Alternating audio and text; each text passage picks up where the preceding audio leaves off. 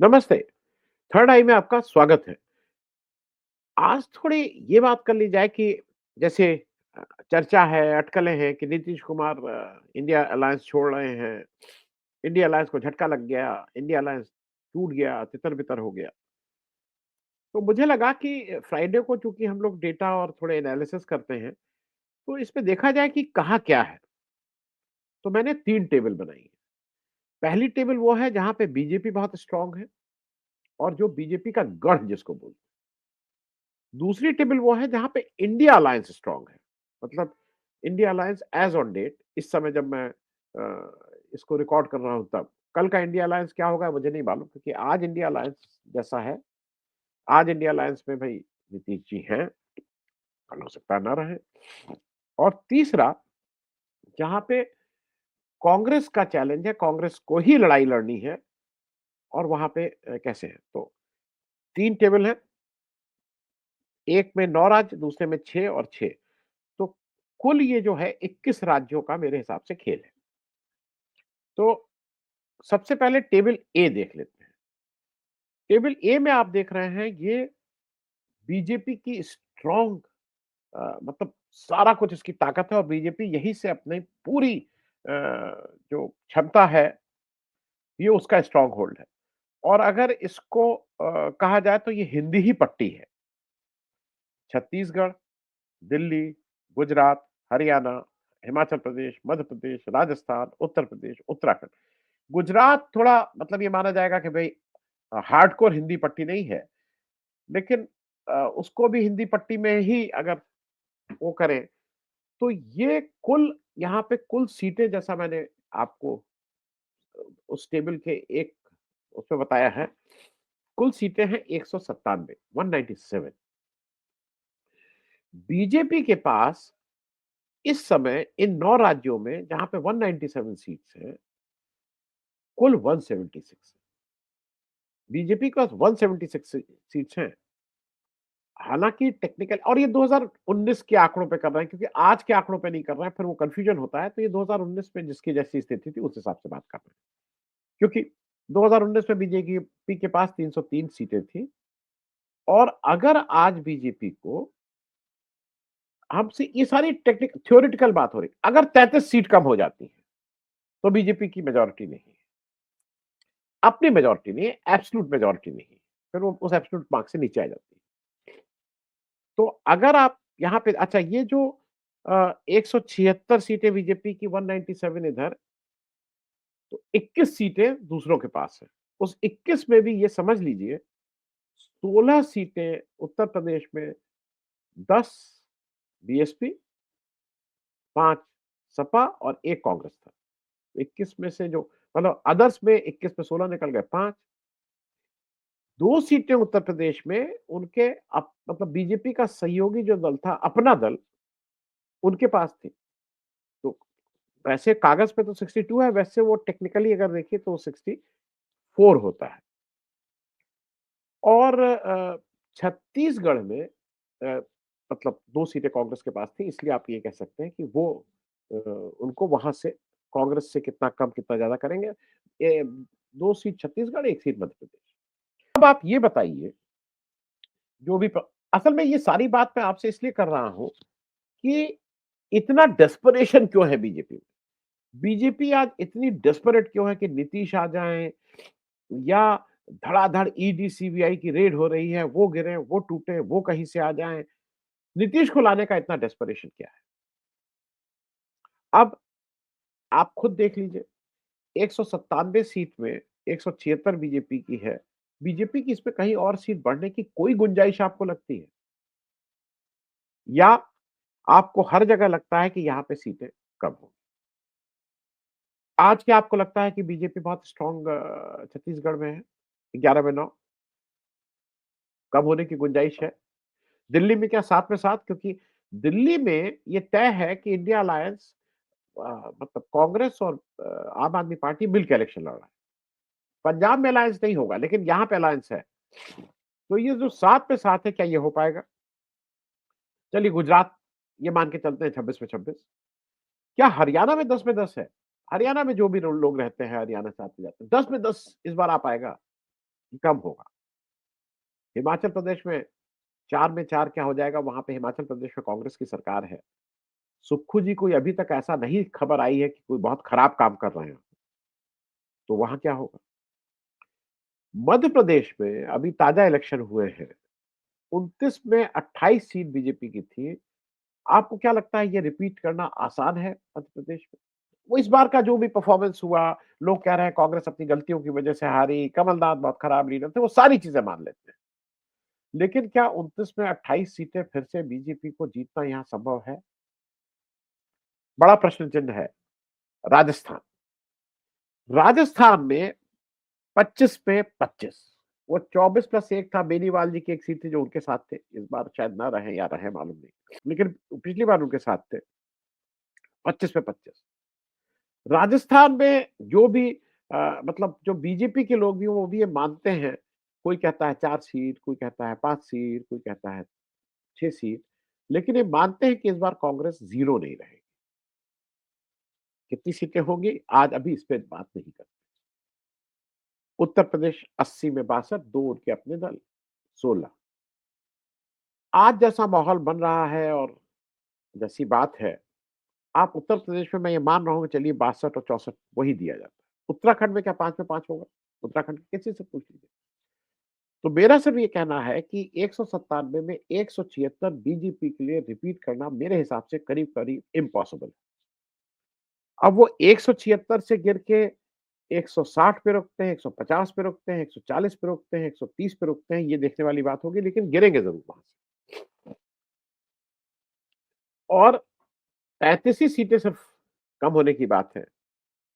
अब आ जाइए table B पे। टेबल बी पे वो 6 राज्य हैं जहाँ पे इंडिया अलायंस का टेस्ट होना है।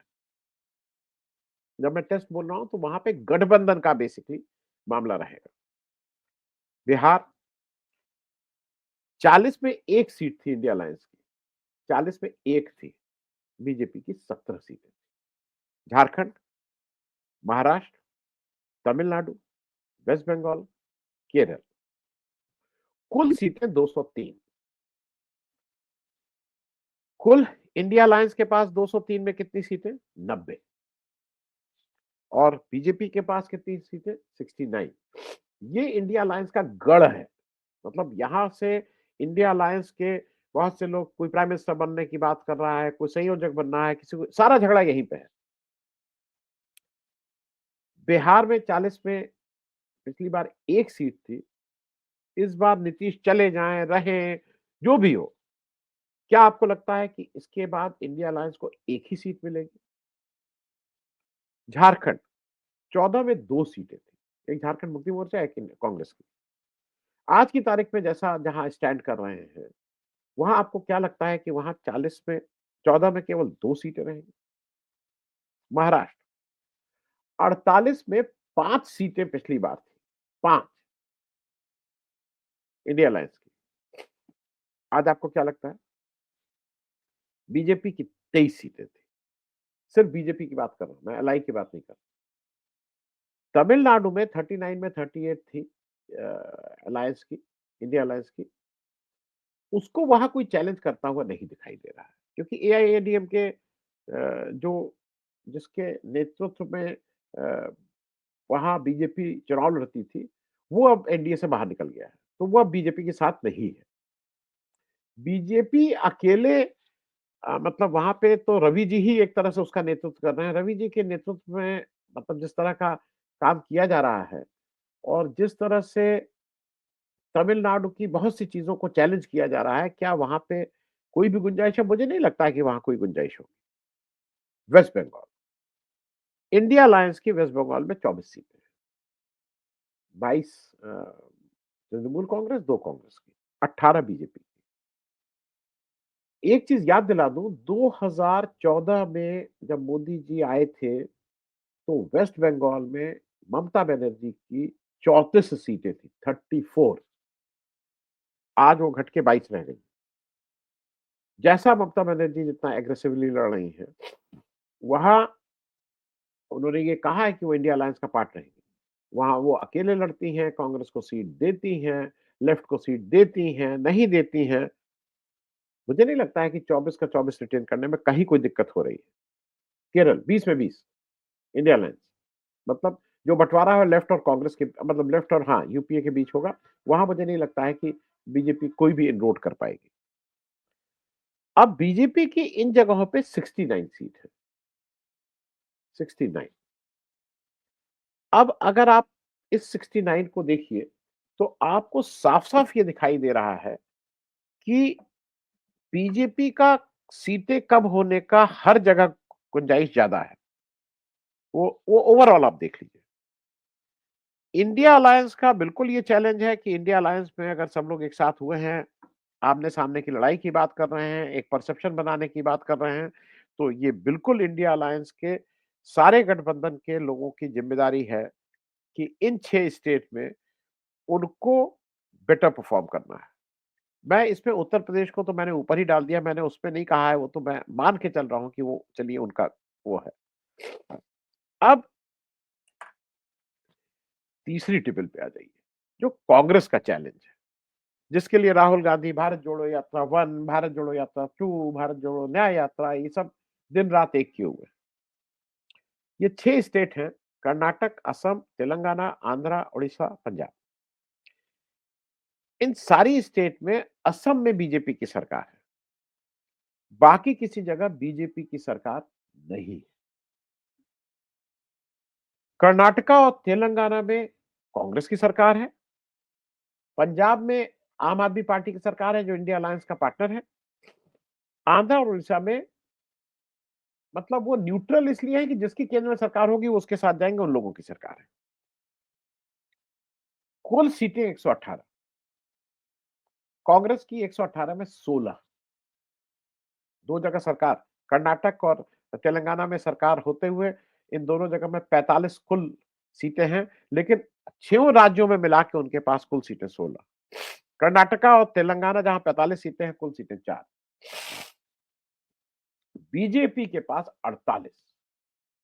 ये वो स्टेट जहां पे कांग्रेस डायरेक्टली चैलेंज करेगी वहां 48। कर्नाटक में क्या 25 आ पाएंगे बीजेपी की?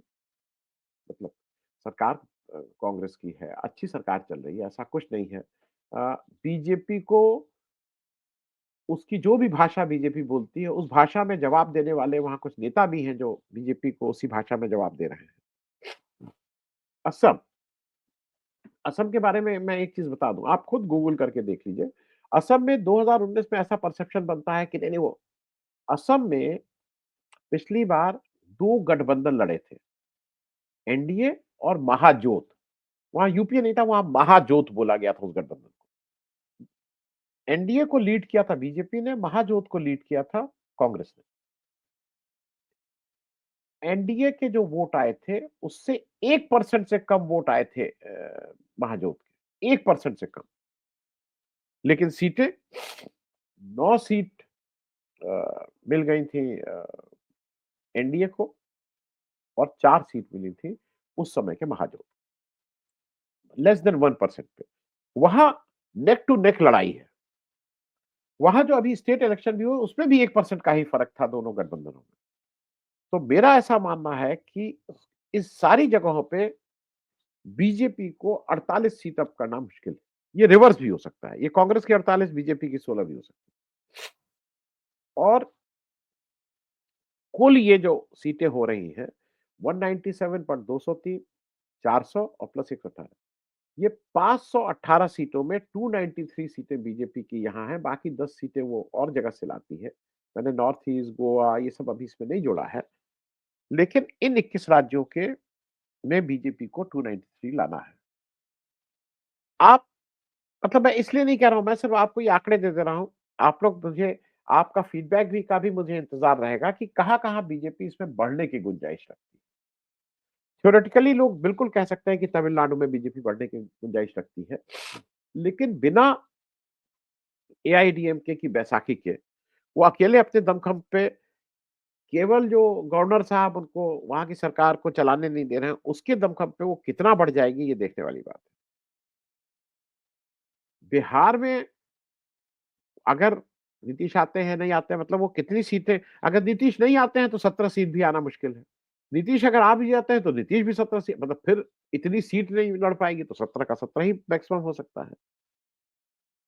उसी तरह से जो कांग्रेस का चैलेंज है, वो मुझे स्पष्ट दिखाई दे रहा है कि कांग्रेस जिस तरह से राहुल गांधी लगे हैं, फ़ोकस्ड हैं, असम में जा रहे हैं, असम में टाइम दे रहे हैं, 8 दिन टाइम दिया है।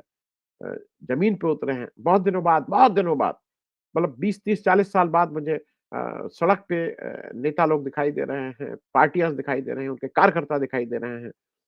आ आंदोलन कर रहे हैं, प्रदर्शन कर रहे हैं, लाठी खा रहे हैं।